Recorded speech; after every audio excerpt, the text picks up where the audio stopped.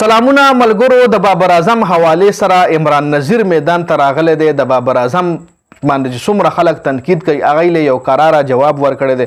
زه د سره د عمران نذیر خبرې شریکې کوم، خو تاسو به کمنټ ضرور کوئ چې آیا عمران نذیر دا خبرې کمې کړي دی، ټیک خبرې کړي دي. تاسو د عمران نذیر د خبرو سره اګری کیږئ که نه؟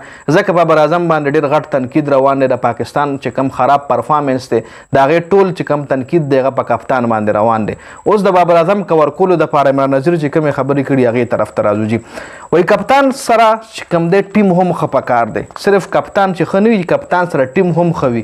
ځکه ټیم چې کوم دی دا د 11 کھلاڑیانو ټیم وي. دې کې به هر کھلاړي خپل پرفارمنس شو کوي. ټیم ولا وایي ځکه وایي چې دې کې به د هر کھلاړي خپل رول وي. نو یو کپتان سره ټیم هم ښه پکار وي. که موږ پاکستان ټیم ته وایي وګورو نو ټیم کې داسې څوک نشته چې هغه غیر معمولي کارکردګي وښیي.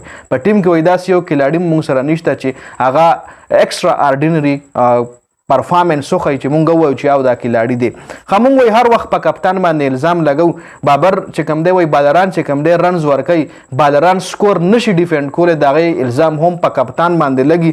بیټسمین رنز نه جوړوي، د هغې ملبه هم په کپتان باندې ورځي. بالران وایي سکور زیات ورکړي یا هغې سکور ډیفینډ نه کړي، د هغې ملبه هم په بابراعظم په کپتان باندې لګي. کھلاڑیان سکورونه کې د هغې ملبه هم په بابراعظم باندې ورځي.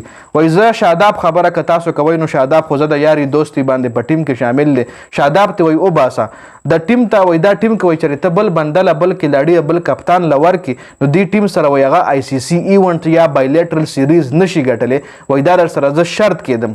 وایي که چېرې دې ټیم سره یو بل کپتان هم راغو هغه د ICC ایونټ وګټلو یا چېرته داسې بایلیټرل سیریز د انګلینډ استرالیا نه وګټلو وایي زه هر قسم جرمانې ته تیار یم. په ټیم په ټوټل ټیم باندې عمران نذیر تنقید کړی دی. صرف بابراعظم یې نه دی ټارګټ کړی. کم خلک چې بابراعظم ټارګټ کوي نو هغوی له عمران نذیر دا جواب ورکړی دی چې تاسو صرف کپتان ټارګټ کوئ، خو کپتان سره ټیم هم ښه پکار وي.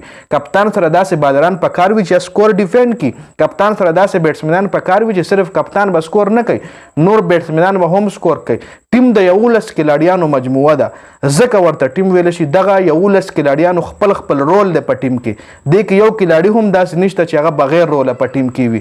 11 واړو کھلاړیانو خپل رول دی. دې کې چې یو کھلاړي هم خپل رول نه ادا کوي نو د هغې پرفارمنس باندې ډېر غلط اثر پرېوځي، د هغې ډایرکټلی د ټیم په پرفارمنس باندې اثر پرېوځي. نو دا خبرې چې کوم دی عمران نذیر کړي دي. اوس تاسو ووایئ چې آیا عمران نذیر صحیح خبرې کړي که نه؟ تاسو د عمران نذیر د خبرو سره متفق یئ که نه؟ دې حوالې سره خپل رای په کمنټ کې ضرور شریک کړئ. ځکه ډېر غټ تنقیدونه په بابراعظم، خیر صرف په بابراعظم نه په هر کھلاړي باندې د ورلډ کپ نه پس تنقید روان دی.